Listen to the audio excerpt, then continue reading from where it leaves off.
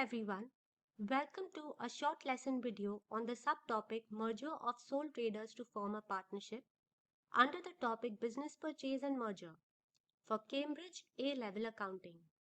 Before we proceed, please note, abbreviations are used in this presentation only due to space constraints.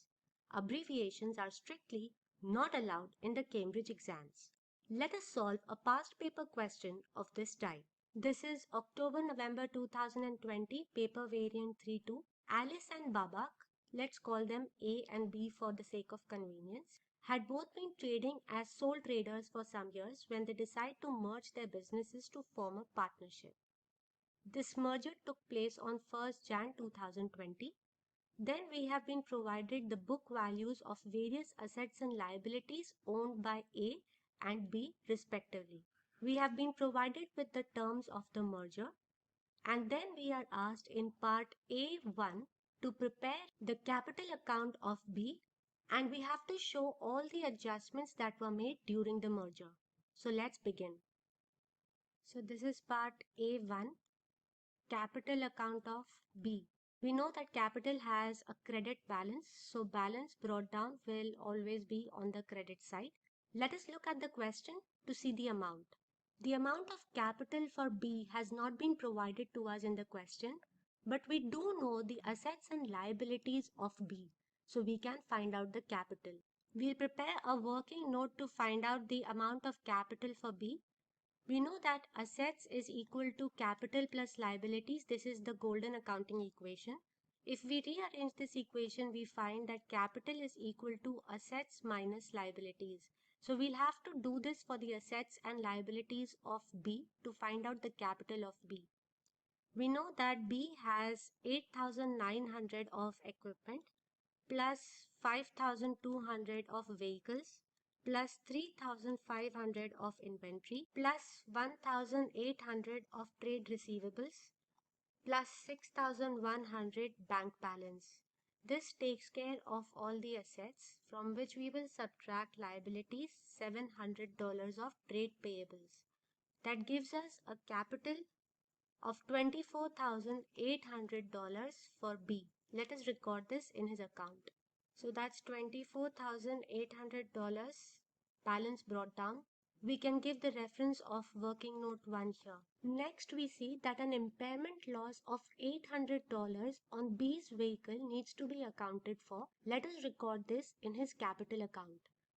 Whatever the firm owes to the partners appears on the credit side of the capital account, and whatever the partners owe to the firm appears on the debit side. B is bringing in an impaired vehicle into the new partnership business. So in a way, he owes to the new partnership firm, and therefore B's capital account will be debited with the amount of impairment loss. So we will write vehicle impairment loss, and the amount is $800. There are no more entries pertaining to B, so we can balance this account and find out the closing balance. The credit side is heavier, so we will total it first. There is a closing balance of $24,000 in B's capital account, so we will say balance carried down, and we can bring down the balance. With this, we complete part A1 of the question. In part A2, we have to prepare the capital account of Alice. Again, we have not been provided the opening balance of capital, but we can find it out using the equation capital is equal to assets minus liabilities. So the assets and liabilities of A are given to us. So let's prepare a working note in the same fashion as working note 1. So capital is assets minus liabilities. We are looking at the assets and liabilities of A now. 18,000 of premises plus 7,400 of equipment plus 200 of intangible asset plus $4,100 of inventory plus 2,600 of trade receivables. These are the assets from which we will subtract the liabilities, 1,400 of trade payables, and there is a bank overdraft of $300. That is also our liability. So Alice has a capital of 30,600. This is her opening capital. Let us enter this in the capital account of Alice. This is part A, subpart 2, capital account of Alice. The opening balance we have already found out. Balance brought down, working note 2. The amount is $30,600. At the time of the merger, Alice's premises were revalued at $32,000. The book value of the premises was $18,000, so there is an upward revaluation of the premises of $14,000. Part of A's inventory valued at $400 would be written off. That means that this is a downward revaluation of A's inventory. Also, A has brought her personal vehicle to the business at a valuation of $2,000. Let us enter all these transactions in the capital account of A. Any upward revaluation means the firm owes to the partner, so that will be on the credit side, premises, and in the bracket you will show the working $32,000 minus $18,000. So upward revaluation of $14,000. Any downward revaluation means that the partner owes to the firm. So inventory $400.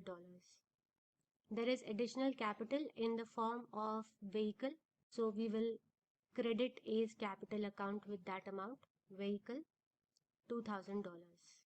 Now the sixth point of the question states that the bank accounts would be merged and Alice would pay in enough cash that the value of the capital accounts would be in the profit sharing ratio. This is actually the important bit.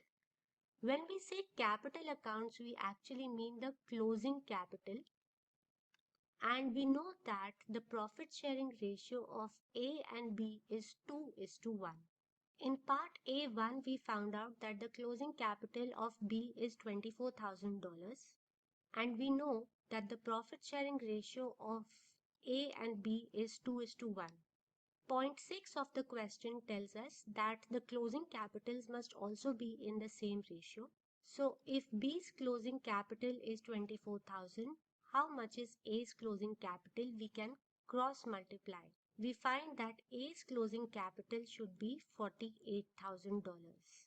Let us enter this figure in A's capital account. So the balance carried down, that is the closing balance for A, is 48,000. You can write down the working in brackets. $24,000, that is B's closing capital multiplied by 2. We can now balance the account. The balance is heavier on the debit side, so we will balance it first. We take the total to the other side and we find that there is a balancing figure of $1,800. This is the amount of cash that A is bringing into the business so that the capitals are in the profit sharing ratio. We bring down the closing capital balance, $48,000. With that, we have completed part A2 of the question. In part B, we have to prepare the statement of financial position of the partnership immediately after the merger.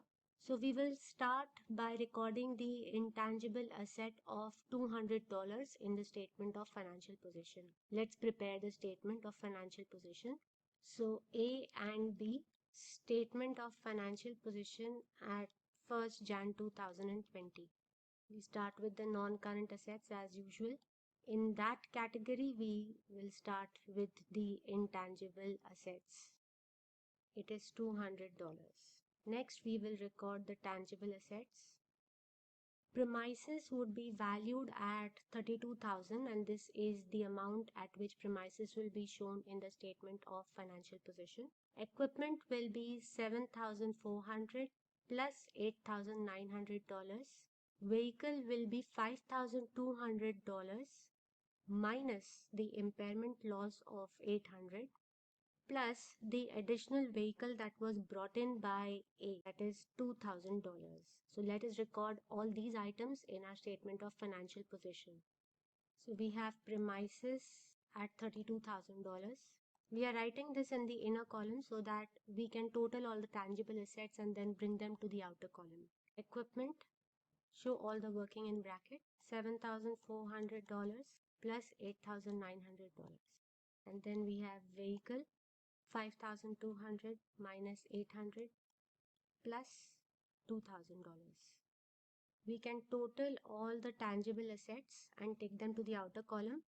It is $54,700. We can add the intangible and tangible assets to get the total non-current assets, that is $54,900. Next, as is usual, we will record the current assets. Inventory of A was $4,100, but there was a downward valuation of $400. And to this we will add B's inventory.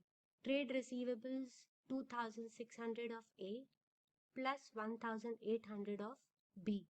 For bank, it is $300 of overdraft of A plus bank balance of 6,100 of B. Plus there was additional cash of $1,800 introduced by A into the business so that the capital accounts could be in the profit sharing ratio. Let us enter all these items in the statement of financial position. As is usual, we will record the current assets in the reverse order of liquidity. So we will start with inventory first. 4,100 minus 400 of downward valuation plus $3,500 of B's inventory. Next comes trade receivables, 2,600 of A and 1,800 of B. Next we come to bank. $300 is bank overdraft, so it is a negative figure, it will be in brackets. Plus $6,100 of bank balance of B, and to this A has added additional $1,800. So let's total the current assets. It comes to $19,200. So let us add the total non-current assets and the current assets. We will get the total assets, which is $74,100. I have run out of space here, so I will continue in the next slide. Next, we will enter the closing balances of capital accounts that we have already found out in part A of the question. That makes the total capital of the business $72,000. Let's look at the liabilities. So the only liabilities that we can see here are the trade payables. We have already taken care of the bank overdraft when we recorded the bank balances. So we just need to add the trade payables, and that will take care of our liabilities in the statement of financial position. So current liabilities, trade payables, 1,400 plus 700 of B, that gives a total of 2,100. So on the credit side of the statement of financial position, that is the capital and liabilities side, we find that the total is 72,000 plus 2,100, that is $74,100. That is our total capital and liabilities. That completes our statement of financial position. With that, we have completed part B, which means that we have solved the entire question. So that was a past paper question on merger of sole traders to form a partnership. We will start a new chapter in the next video.